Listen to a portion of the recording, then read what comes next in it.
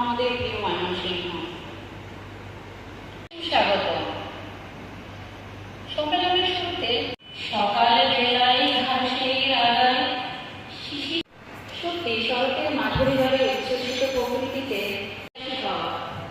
আকাশের নীল ছুঁয়ে সাদা মেঘের উপজেলা ময়মনসিংহ, দক্ষিণে ধল বনাঞ্চল লাভ করে বাংলাদেশ কৃষি ব্যাংক শতভাগ রাজস্ব থেকেই স্বল্প সুদে ঋণ বিতরণ করে সরকারি, যা মোট শ্রেণী বিতরণের 47% হল কৃষি এবং কৃষক। আজকের অর্থমূল্যে জনসাধারণের নিকট ব্যাংকিং সুবিধা পৌঁছে দেওয়ার গত অর্থ বছরে মাত্র 4 থেকে 5% সুদে এক নতুন চমক সৃষ্টি করেছে।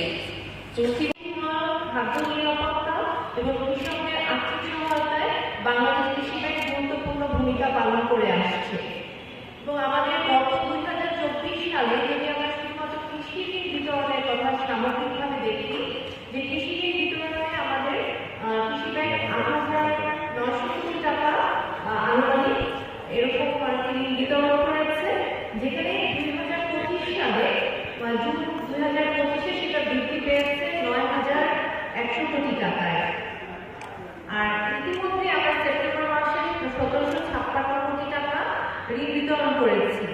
এর মাধ্যমে কিন্তু আমাদের কৃষকরা আত্মনির্ভরশীল হয়ে গড়ে উঠছে এবং আমাদের যে টেকসই কৃষি উন্নয়ন এটাও নিশ্চিত হচ্ছে।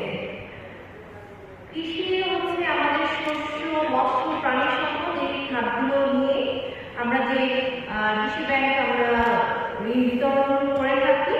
এছাড়া আমরা যে আমদানি বিকল্প শস্য উৎপাদন এবং পুনঃ অর্থায়ন ঋণ বিতরণ করে কৃষকদের আয় বৃদ্ধি, খাদ্য নিরাপত্তা জোরদার এবং গ্রামীণ অর্থনৈতিক কাঠামোকে আমাদের দৃঢ় করে তুলতে আমরা প্রত্যেকেই অগ্রণী ভূমিকা পালন করে আসছি। সিএমএসএমই ঋণ নিয়ে আমরা একটু আলোকপাত যদি করি, সামগ্রিকভাবে আমাদের ব্যাংকে 30 জুন 2024-এ আমাদের এসএমই খাতে ঋণ বিতরণ ছিল 4,733 কোটি টাকা, যা 2025 জুনে এটা বৃদ্ধি পেয়ে দাঁড়িয়েছে 5,500 কোটি টাকারও বেশি। আবার এই সেপ্টেম্বর মাসে আমরা প্রায় 900 কোটি টাকার মতো এই খাতে এসএমই খাতে ঋণ বিতরণ করেছি।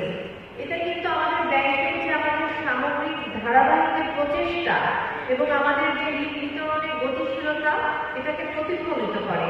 যদিও সামগ্রিকভাবে আমরা দেখতে পাচ্ছি যে আমাদের ঋণ বিতরণ আদায়ের তুলনায় সেটা সন্তোষজনক নয়, এবং আমি বলবো যে এই দিকটাকে আমরা একটু জোর দিই ঋণ বিতরণকে ঠিক আদায় যতটা হচ্ছে, শুধুমাত্র আদায় দিয়ে কিন্তু আমরা প্রফিটে যেতে পারি না।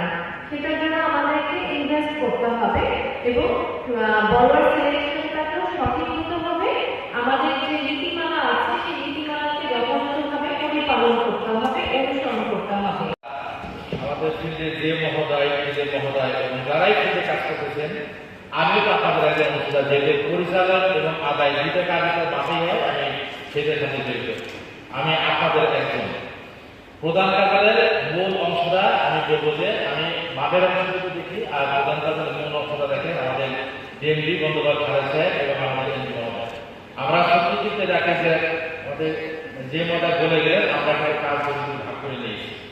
আপনারা দেখেন যে আপনার ফিল্ডে যখন কাজ করেন, আপনারা শাখা ব্যবস্থাপক ও মাঠে যখন ফিল্ডে কাজ করেন, তখন আপনার দ্বিতীয় কর্মকর্তা এবং আপনার গ্যাস অফিসার বা ভেহিকল অফিসার এরা কিন্তু আপনার অবস্থা কিন্তু সমান, কেউ অবস্থা পাচ্ছেন, কেউ কিন্তু মাঠ সামলাচ্ছেন। আমরাও কিন্তু ব্যাংকারটা ঠিক এইভাবে কিন্তু আমরা কিন্তু কাজ করে যাচ্ছি। আমরা সিনিয়র যারা আছে আমাদের মধ্যে অনেক মিল, আমরা কিন্তু মিলেমিশে কিন্তু কাজ করে যাচ্ছি। সবাই যদি একই জায়গায় ব্যস্ত থাকে, চেয়ারে ব্যস্ত থাকে, কাজ করতে পারে না। মন্ত্রণালয় প্রতিদিন মিটিং থাকে, আজকে এমপি মহোদয় এখানে মিটিং, কালকে কথা ছিল এখানে অন্যগুলো প্রোগ্রাম করবেন, কিন্তু ওরা আবার কালকে আমরা আড়াইটার সময় আরেকটা মিটিং করে গেছে। সুতরাং বুঝতে পারতেছে মিটিং কত ঘন ঘন লিডারের মিটিং খুবই ঘন ঘন হচ্ছে। বাংলাদেশে কালকে আমরা 2 বেলা ধরে মিটিং ছিলেন আমাদের এমপি মহোদয়, ওনাদের থেকে ওই দিকে একটু ব্যস্ত থাকতে হয়। তাই কেউ যদি এই দায়িত্বের জায়গায় ভেতরে থেকে দায়িত্ব না নেয় তাহলে এই ব্যাংকটা উপযোগী হবে। এই জন্য বলছি যে আমরা ফিল্ডে ঘুরে আমি এমপি মহোদয়কে বলেছি যে আমরা জেলায় যাই, জেলায় গিয়ে আগে থেকে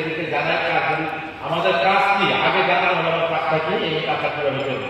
আমার মনে হয় গত মিটিংটা আবার এখান থেকে যেটা হয়েছে জামালপুর এবং শেরপুরে এবং পরবর্তীতে মানসিক উত্তর দক্ষিণ এবং আপনার কিশোরগঞ্জের নেতৃত্বরা আমরা জেলা লেভেলে যে মিটিংগুলো করেছি তার বিনিময়ে আমরা কিন্তু ফলাফল তৈরি